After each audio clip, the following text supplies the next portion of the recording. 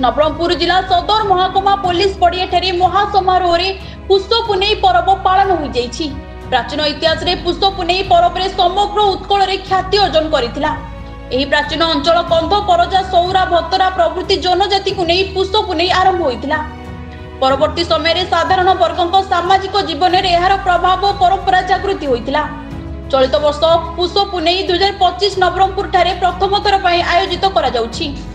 पुष्प पुनेईर शुभारंभ स्थानीय नुआबंध साई नारंगी परजाक आदिपीठ आदिवासी परजा संस्कृतिर मुख्य स्थल मां कलाधारिणी ठारे पूजा अर्चना पर जगन्नाथ मंदिर ठारू आज्ञामाल ग्रहण करबा अधिष्ठात्री देवी मां भंडार घोरणी को आशीर्वाद नहीं पारंपरिक नाच गीत बाजा सहित छेछेरा विशाल शोभायात्रा स्थानीय पुलिस पड़िया पर्यंत पहुंचीथिला। पुष्पनीटा गोटे एभली एक परंपरा और संस्कृति आम नवरंगपुर जिला आदिवासी अध्युषित जिला हिसाब से आस्ते आस्ते विलुप्त अवस्था जाऊला बोलिकी पुष्पनी गोटे कमिटी गठन करा जाई नवरंगपुर जिला स्तर पुष्पनी पर्व पालन करा जेतेबेले समग्र ओडिशा प्राचीन उड्र राज्य थिला सेतेबेले अंचल थिला महाकांतार राज्य। ए महाकांतार राज्यर आदि आदिवासी थिले कंध संप्रदाय।